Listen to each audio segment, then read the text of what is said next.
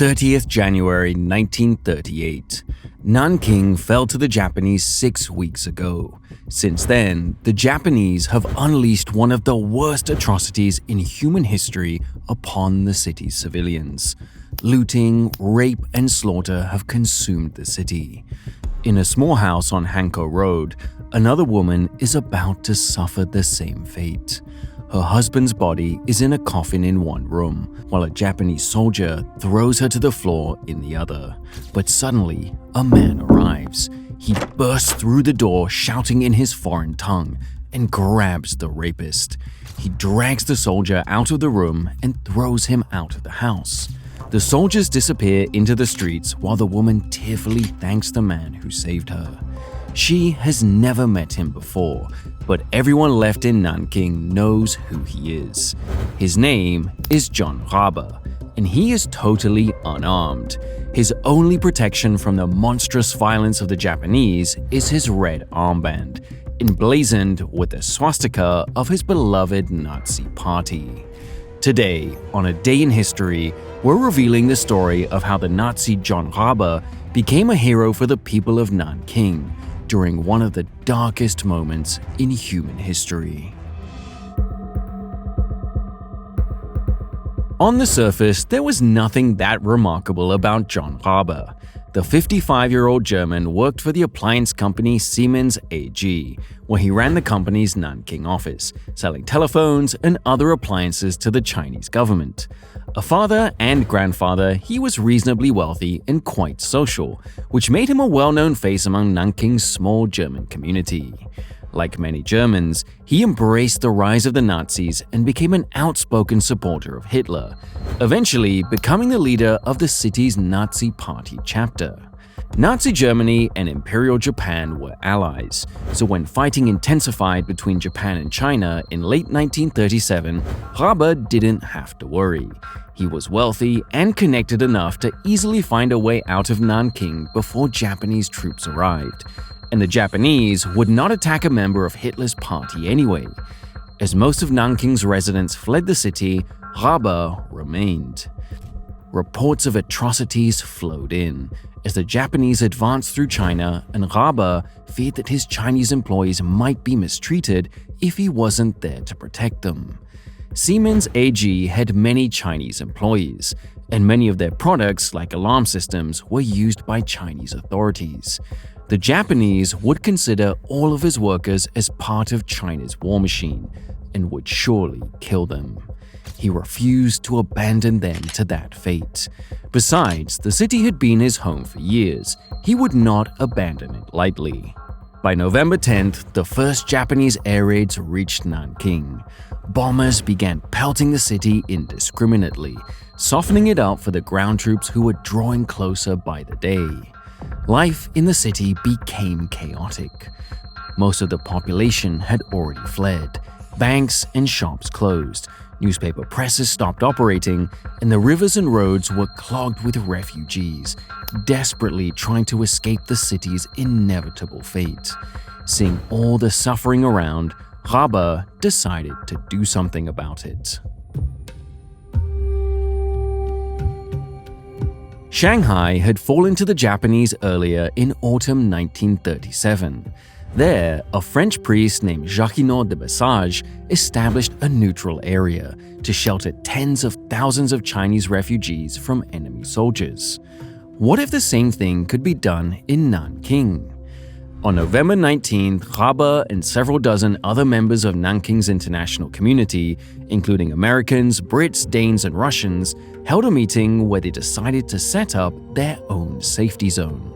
The Japanese would simply slaughter a Chinese-run zone, but an international effort, which included Japan's own allies and powerful potential enemies, might be enough to deter Japanese aggression. An area encompassing Nanking University, Ginling Women's College, the American Embassy, and several residences and government buildings would become the sanctuary for anyone fleeing Japanese terror. On November 22nd, they sent a message out to various governments, advising them that this demilitarized safe zone was being set up in the city, under the care of a committee made up of members of several nations in Nanking. The International Committee earnestly hopes that the Japanese authorities may find it possible for humanitarian reasons to respect the civilian character of this safety zone, their declaration read. Rabe was elected to lead the safety zone. Aside from being a respected member of the community, the Safety Zone Committee thought that Rabe's position in the Nazi Party would make things easier when Japanese troops arrived. Rabe didn't want the job, but no one else was willing to take it. "I give in for the sake of a good cause," he wrote in his diary. "I hope I prove worthy of the post." Establishing the safe zone was a monumental task. They needed food, water, sanitation, police, doctors, medicine, clothes, fuel, and countless other things that Rabe and his colleagues had little to no experience dealing with. Nevertheless, they worked as hard as they could.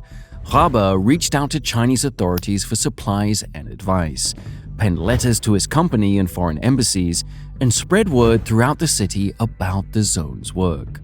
Rabe gave everything he could. He usually only slept 2 to 3 hours a night. He turned his home into a refugee center where he sheltered some 300 civilians. He laid out the largest Nazi flag he could find over his garden so the bombers could see it and know to avoid hitting it. Rabe, who was diabetic, even gave out his own limited supply of insulin to people he thought needed it more. All of that work was being done when they didn't even know if the safety zone would be accepted. The wanton destruction by the Japanese meant it was very likely they would simply march in with guns blazing, regardless of what Rabe and his allies said. It wasn't helped by the actions of Chinese General Tang Shengqi, who also refused to recognize the zone's neutrality. His villa was in the safety zone, and he set up machine gun and artillery positions nearby, despite the Safety Zone Committee's protests. On November 25th, Rabe wrote in his diary that he feared the Japanese would just ignore them and attack the zone anyway. He believed that only diplomatic pressure from Germany would restrain them. "What are we to do if the plan doesn't work?" he wrote that evening. "The danger is truly great. My hope is Hitler." In fact, Rabe sent multiple telegrams directly to the Führer throughout the coming weeks, asking him to intervene to protect the civilians. Hitler never replied. On December 2nd, Rabe finally got a reply from the Japanese that they could not recognize the safety zone's neutrality. They believed it was a military necessity to do so, since they said the Chinese would use it in the defense. However, the telegram did concede that troops on the ground would, quote, endeavor to respect the district as far as consistent with military policy. It was a non-committal response. For Rabe and the safety zone leaders, it was less than they'd hoped, but better than they'd feared. At least the Japanese weren't outright refusing to recognize it. By December 6th, the Japanese troops were mere miles from the city walls, and most of the Chinese military leadership had now fled. General Tang remained but refused to honor the zone's neutrality. His presence made every refugee a target for the Japanese. His troops also made the situation worse by burning down homes on the outskirts of the city. It was supposed to deny the Japanese cover and supplies, but it also drove thousands of new refugees into the zone every day. On December 9th, Rabe inspected the zone for military presence, only to find that Tang had set up anti-aircraft guns inside. As Rabe was arguing with Tang's men at the guns, 3 Japanese bombers appeared overhead, and the guns opened fire. By sheer luck, the Japanese bombers broke off and didn't drop their bombs, which would easily have killed Rabe, wiped out the guns, and spelled the end of the safety zone. Desperate times called for desperate measures. Rabe pleaded with Tang to listen, and eventually Tang gave in.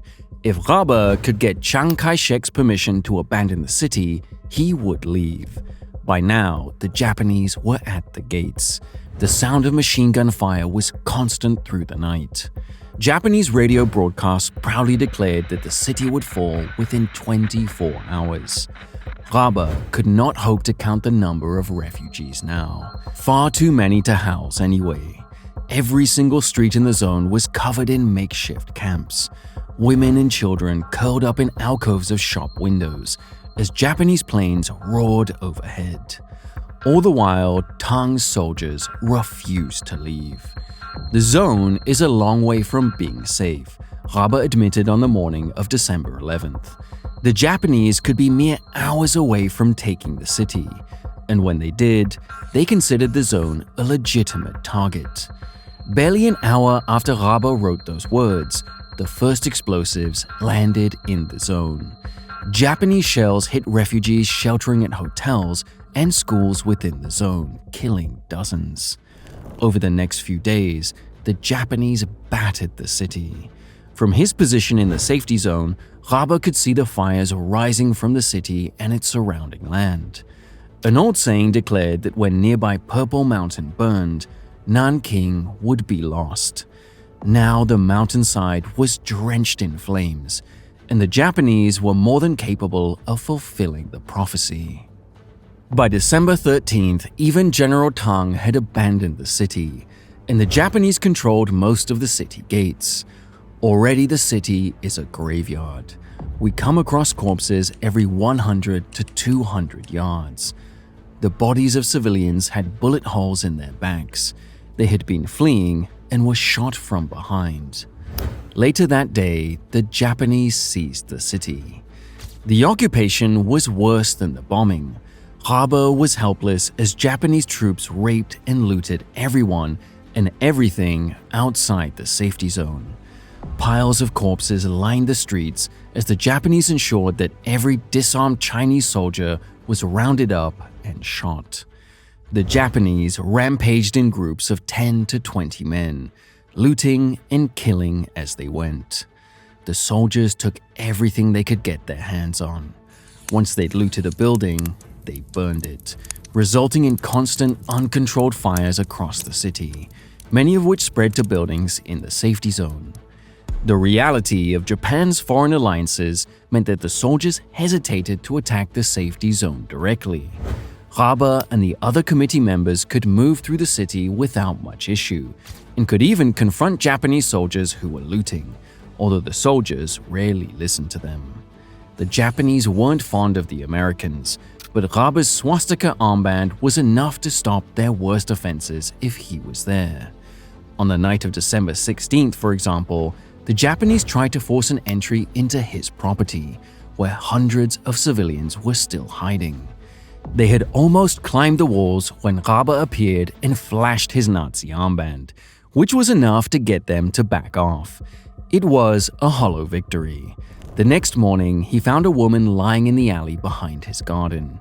She'd been raped, then stabbed in the neck by a bayonet.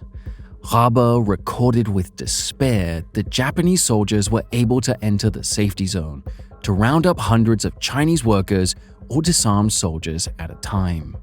We assume they were shot, since we later heard several salvos of machine gun fire. One of the conditions of the safety zone was that it would be unarmed.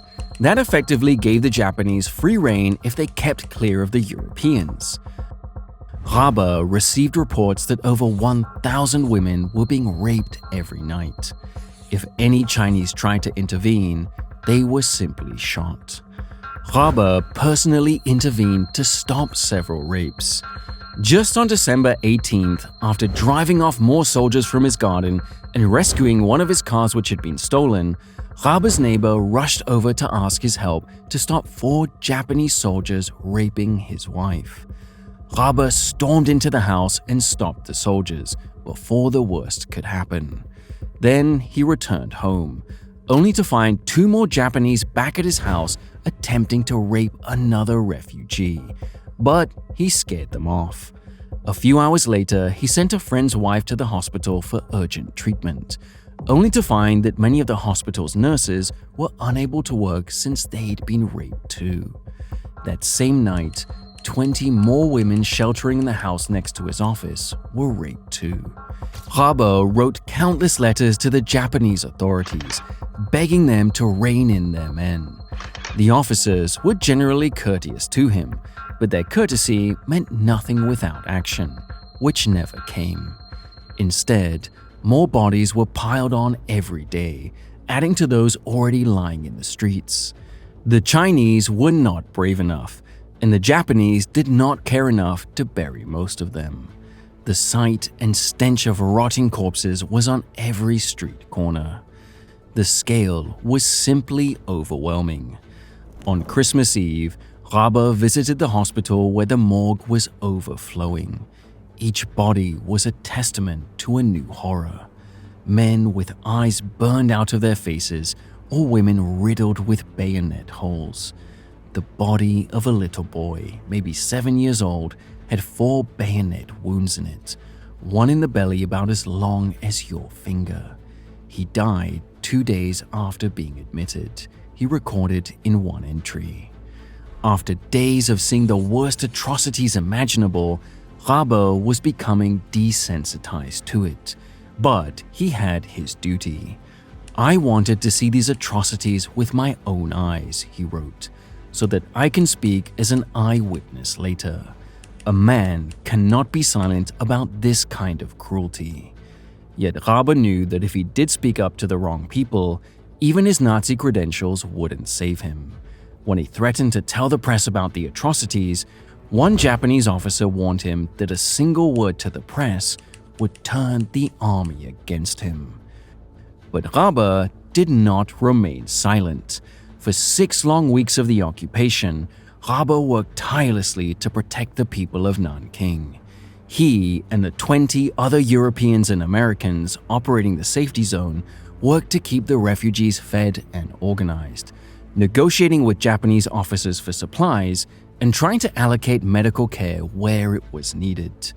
All the while, Rabe was on constant call to step in to stop another rape or murder. Not a day went by where Rabe was not summoned to some crisis or another, appearing with his Nazi badge and booming German voice to scare away the attacker. But for every crime he stopped, he knew 1,000 more were beyond his reach. Rabe became a hero to the people of Nanking. People threw themselves at his feet to thank him for his work and followed him around for protection. His name became the most popular choice for newborn boys born in the zone, and that of his wife Dora was the top for girls. But Rabe himself never considered himself a hero. He was a man with the power to help people in a time of need, and there was no question in his mind that he had a duty to do what he could. It was all so obvious, he wrote. None of it has anything to do with heroics. Amazingly, through the whole affair, Rabe remained a devoted Nazi. He even wrote detailed reports of what he saw and sent them back to Germany, addressed to Hitler himself. Rabe described the horrors in vivid detail, believing wholeheartedly that the Führer would step in when he learned of the terrible suffering of Nanking civilians. The safety zone continued operations through January and into February. Every day brought fresh atrocities. Each day meant more rapes, more fires, and more corpses.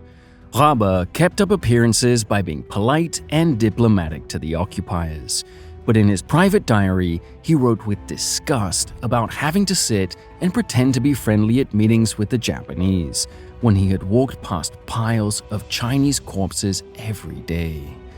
The worst of the violence had passed by February 1938. The city was in ruins. Virtually everything and everyone outside of the safety zone had been destroyed. The safety zone staff had time to start burying bodies, but even burying hundreds every day barely made a dent in the number of corpses littering the streets. At last, on February 8th, the Japanese declared the battle over and ordered the safety zone to be disbanded. After weeks of hardship and sacrifice, Rabe and other members of the Safety Zone Committee had no choice but to obey.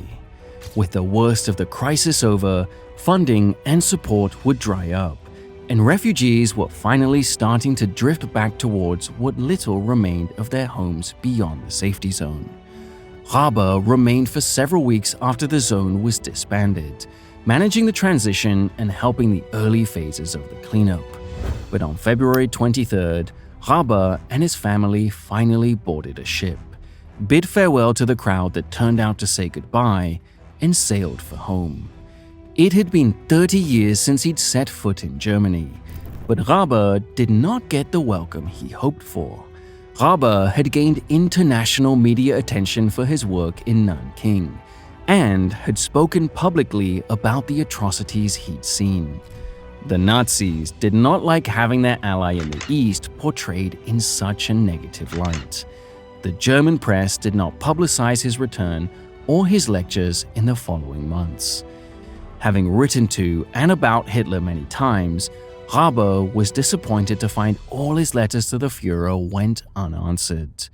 Instead, a few months after arriving, he was arrested by the Gestapo and interrogated. He was released after a few hours, but all his photographs and film footage of the massacre was confiscated, and he was banned from speaking about Nanking in public again.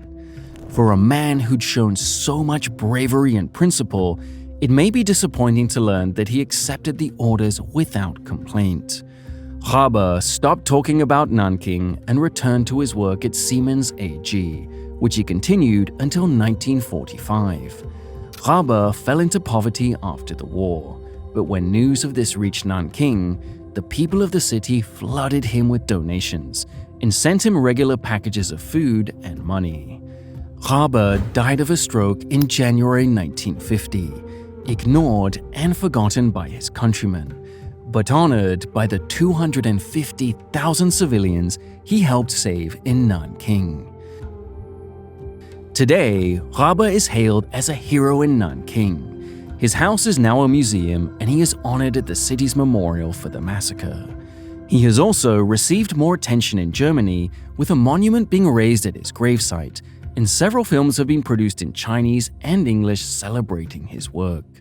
He has been described as the Buddha of Nanking and the Oskar Schindler of China.